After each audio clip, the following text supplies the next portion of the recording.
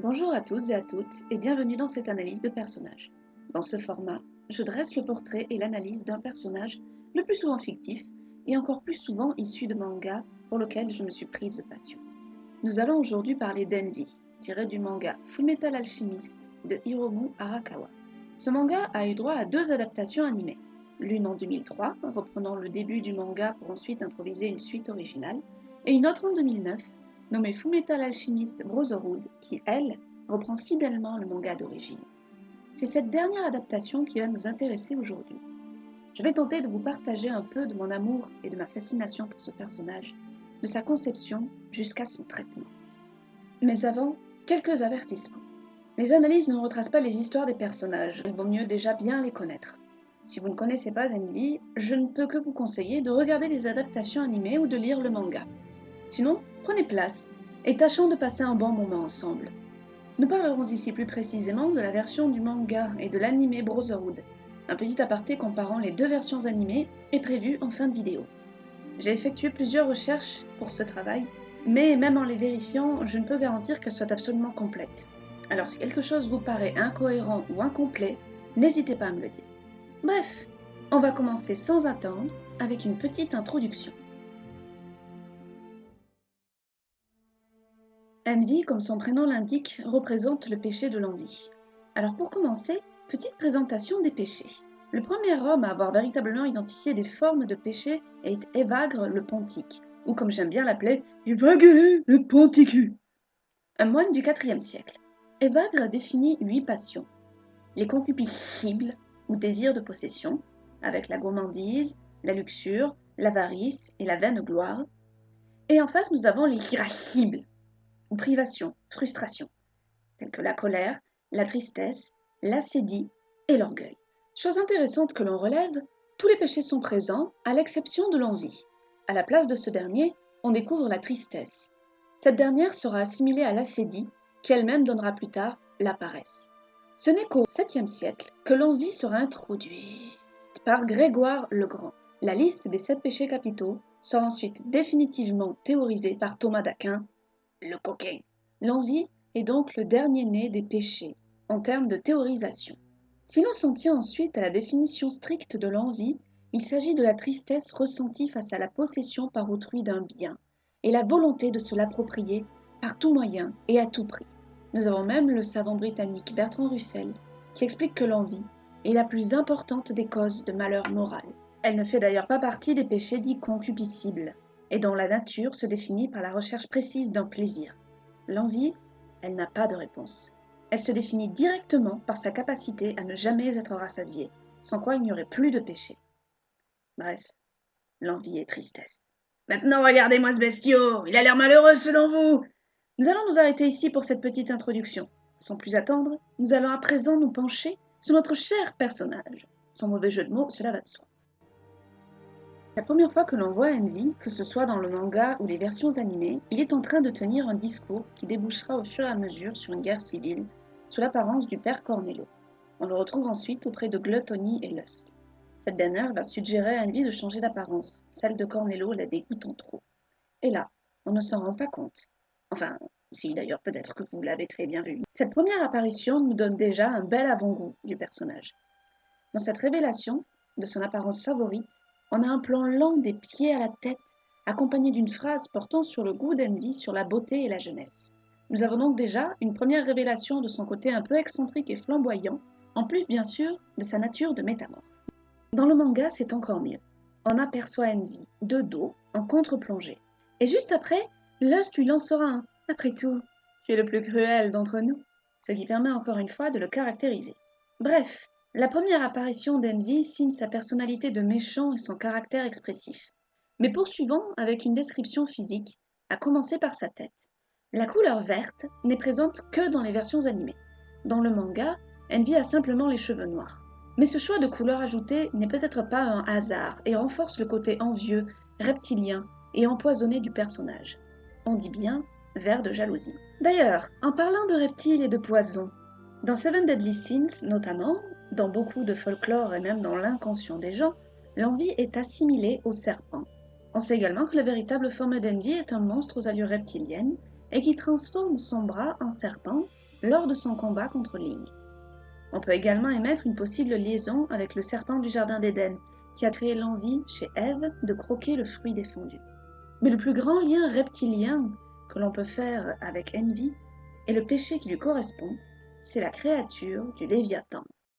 Amiral des enfers populaires dans de nombreuses religions, le Léviathan est souvent représenté comme un serpent géant et généralement associé à l'envie. Il est dit aussi que Léviathan enseigne ainsi le mensonge, la duperie et la tromperie.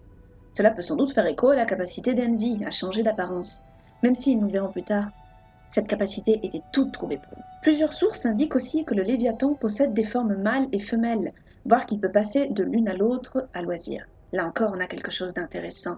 La forme qu'Envy revêt le plus souvent est androgyne, faisant ainsi ce parallèle avec le Léviathan, et coupant les limites du sexe et du genre. Envy peut prendre l'apparence de ce qu'il veut. Et jusque dans celle qu'il prend habituellement, il garde ce caractère d'apparence suprême transcendant les limites du masculin et du féminin, prenant ainsi ce caractère androgyne.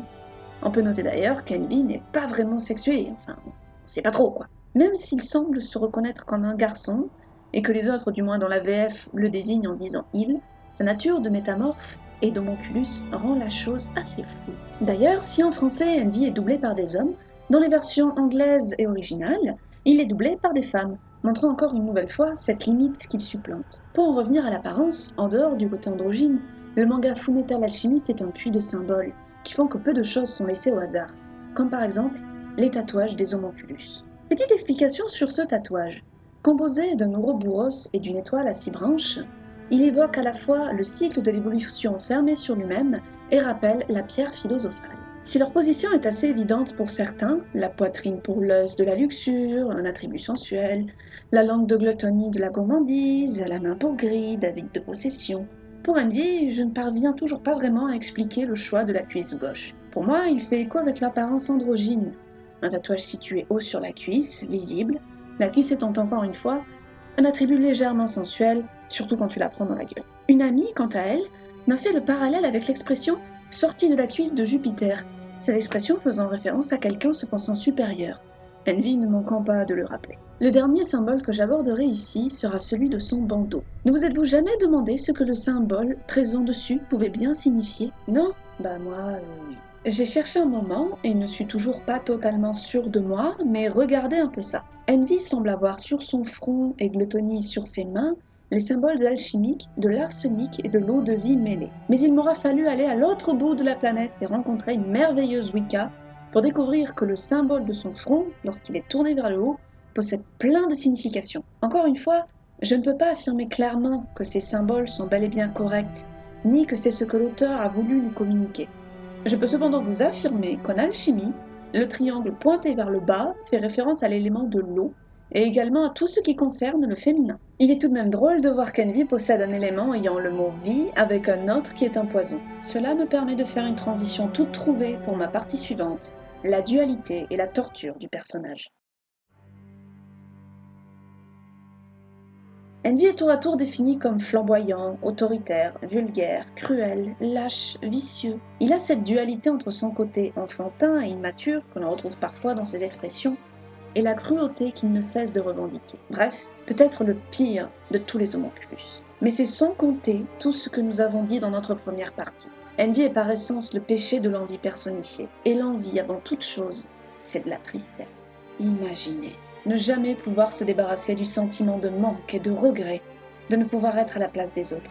Ne jamais pouvoir se satisfaire de ce que l'on possède et tourner éternellement la tête vers tout ce que l'on ne peut avoir, sentir nos entrailles et notre cœur rongés par une douleur constante que l'on ne peut jamais chasser, ni même pouvoir définir, et ce pendant 175 ans. C'est bien pour cette raison que la capacité d'Envy est d'une logique implacable et correspond parfaitement à son péché, se changer en tout ce que l'on veut, pour gommer notre nature et prendre celle de ceux que l'on envie, même si bien sûr, cela reste une apparence. D'ailleurs, n'est-il pas ironique de la part d'Envy, qui peut prendre l'apparence de ce qu'il veut, de garder forme humaine alors qu'il affirme mépriser cette espèce? Cela n'était qu'un signe avant-coureur de sa nature profonde.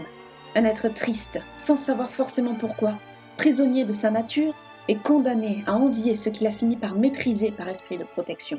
C'est Thomas d'Aquin qui décrit une certaine progression de l'envie, avec un début, un milieu et un terme. Au début, On s'efforce d'amoindrir la gloire d'autrui, soit secrètement, soit ouvertement. Mais en cas d'échec, la déception de voir la réussite de l'autre laisse alors la place à la haine.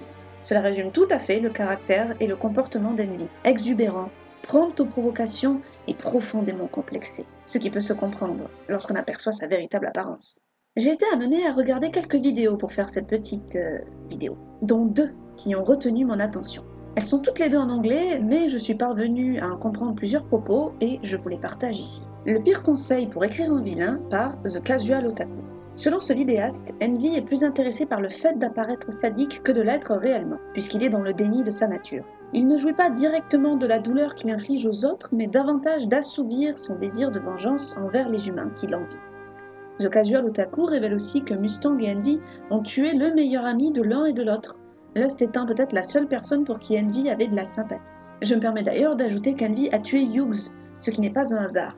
Hughes avait tout, Envy, lui, n'a rien. C'est d'ailleurs la triste révélation que nous fait la 2e vidéo, L'envie d'Envy, par Sage Rain. Envy a pris l'apparence de la femme de Hughes et au final, Envy enviait. Il a regardé les humains pendant des années et des années. Années pendant lesquelles il a vu les humains se témoigner de l'amour et prendre soin les uns des autres. Sage Rain fait ensuite un parallèle intéressant entre tous les homunculus. Vrat et Pride font partie de la famille Bradley, ou Madame Bradley, ainsi que toute une nation derrière eux. Grid a avec lui des compagnons qui le suivent. Slot possède un travail occupant la totalité de son temps, et Lust et Gluttony jouissent de l'affection qu'ils ont l'un pour l'autre. Envy, lui, n'a rien. Le youtubeur dit ensuite « Tout ce qu'Envy a jamais désiré était d'être aimé ». Toutes ces révélations ne se font qu'à l'instant où Envy, dans sa forme la plus misérable, voit sa nature profonde cernée par Edward Henry. En psychologie, l'envie désigne un désir dont le sujet ne connaît pas toujours l'origine. À sa mort, Envy comprend l'origine de sa tristesse et son envie, qu'il semblait ignorer jusqu'alors, ou qu'il avait cherché à repousser et enfouir depuis si longtemps qu'il en avait oublié la source. J'ajoute ici encore une généreuse participation de mon ami Gaufre et l'aspect qu'il m'a souligné, la dissonance cognitive. Donc, la dissonance cognitive, elle peut se définir comme un phénomène de tension mettant en scène vos croyances, connaissances et émotions entrant en contradiction, créant ainsi un conflit tel que l'esprit préfère parfois le refouler. Elle entraîne par conséquent des comportements incohérents et contradictoires, comme un alcoolique jurant qu'il ne boit pas tout en vidant une bouteille de vodka. Dans son gosier, je précise au cas où. Envy en est plutôt un bel exemple, parce que dans le sien, la dissonance est inconsciente. Il s'est tant évertué à détester l'humanité, à se dire qu'il était supérieur à tous les humains, qu'apprendre qu'il en était en fait jaloux était insurmontable. On peut prendre aussi le chemin inverse. Il était si abominable pour lui d'admettre qu'il était jaloux, qu'il a préféré se convaincre qu'il haïssait l'humanité. De nouveaux propos fort intéressants tenus par le vidéaste Lowart dans sa vidéo analysant chacun des homunculus. Oui, encore une vidéo, je ne savais pas où la mettre ailleurs, donc je la mets ici. Envy a déclenché le massacre d'Ishval, massacre que Mustang a nourri de ses flammes et nourrit encore lorsqu'il brûle Envy. Mais lorsque les personnages questionnent les motivations de Mustang, cela soulève ce que voulait dire le manga et l'anime Brotherhood avec cette scène. Envy a commencé un cycle de haine. Le manga tendrait à dire que la haine cesse lorsqu'on la laisse mourir. Une fois qu'on la laisse seule, elle n'a plus rien à faire. Ce que nous montre Envy et ce pourquoi il marche aussi bien en tant que vilain. Il nous montre que la haine peut être dépassée en trouvant un but louable et en étant solidaire, en prenant soin les uns des autres. Il nous montre que la réconciliation est plus noble que la vengeance et peut-être une motivation plus puissante. J'aime particulièrement la dernière vidéo qui pour moi résume tout à fait les raisons pour lesquelles j'aime à ce point ce personnage. Le paradoxe complet de son existence et une des morts d'animés les plus marquantes que j'ai vues. Ce n'est que dans sa forme la plus misérable et par les êtres qu'il méprise le plus que sa vraie nature lui est révélée. On comprend à quel point cet être n'était en fait que souffrance et s'est réfugié dans la haine et la violence plutôt que d'assumer sa véritable nature. Une autre question que je me pose est qu'en aurait-il été s'il n'avait pas été au sein du groupe des homunculus, si aucune attente ne reposait sur lui. Je suis également heureuse que l'on me fait penser à la dissonance cognitive. Elle ajoute une touche de souffrance et de beauté à cet être que l'on voit à la fois comme torturé et tortionnaire. Il a cette dimension insaisissable qui fait que, même en mettant tous les efforts du monde dans sa rédemption, il serait peut-être impossible pour lui de s'en saisir. L'envie est un poison fougueux, et en être la personnification a dû être une torture démesurée. Envy reste encore aujourd'hui un personnage marquant de mon adolescence et de mon amour des mangas. Il est de tous mes persos favoris de loin le plus méchant, On va pas se mentir, même si on essaie de le montrer sous un autre jour ici, ça reste une sacrée sagrasse. Mais aussi peut-être l'un des plus complexes. Cependant, comme expliqué depuis le début, je n'ai abordé ici que le cas du Envy de Fullmetal Alchemist Brotherhood. Je m'en vais donc vous faire un petit bonus, révélant les différences entre les versions, ainsi que d'autres petites informations. Dans les deux versions animées, Envy ne possède pas le même doubleur français. Ce n'est pas forcément une mauvaise chose, car même si elles possèdent des similarités, les deux versions ont quand même des différences. Dans la première version animée, en 2003, Envy est le plus vieux et certainement le plus puissant des homonculus. Il est extrêmement vulgaire, orgueilleux, et voue une haine sans limite au frère Elric. Il a également des capacités de combat absolument impressionnantes. Je n'en peux plus, regardez-moi ça tellement c'est beau. Également, et je ne sais pas si cela dépend de la censure, mais il est beaucoup plus grossier que celui de la version Brotherhood. Chose que je trouve dommage car cet aspect poli donne à Envy un caractère mielleux et perfide qui le caractérise bien. En tout cas moi, j'aime bien. Dans le manga, la loyauté d'Envy envers son père est plus flagrante. Lors de son combat contre Roy Mustang, on peut s'étonner qu'Envy ne tente pas de disparaître ou de prendre la fuite, revenant toujours vers Mustang pour le provoquer. La vérité est qu'il souhaite le ralentir. En effet, Envy souhaite avant tout honorer son but et sa mission, protéger le repère de son créateur et lui permettre d'accomplir son œuvre, quitte à mourir. On peut penser qu'étant donné sa capacité de transformation, les missions d'espionnage, de tuerie et d'observation ont été léguées à Envy par défaut. Mais du coup, aime-t-il la violence et la misère des humains parce que c'est ce qu'on lui a demandé d'attiser, ou a-t-il fait ces différents travaux parce que c'était ce qui lui plaisait? Dans un jeu Wii, sorti uniquement au Japon, nommé La fille du crépuscule, on peut voir Envy coopérer avec Grid ainsi qu'avec tous les autres personnages du jeu pour arrêter de gros robots amenés par un prince d'un pays voisin. Je n'ai aucune foutue idée du contexte et je donnerais pas mal pour le connaître parce que ça a l'air épique. Mais voilà, ça m'a bien fait rire. Bref, ce sera tout pour cette analyse. Cela m'a beaucoup plu d'autant que j'ai pu rendre hommage à un personnage que j'adore. N'hésitez pas à me faire part de vos remarques et questions, c'est avec plaisir que j'y répondrai. Vous pouvez aussi me compléter et me corriger en commentaire si vous le souhaitez. Merci beaucoup d'avoir regardé cette vidéo jusqu'au bout et à bientôt pour de prochaines analyses.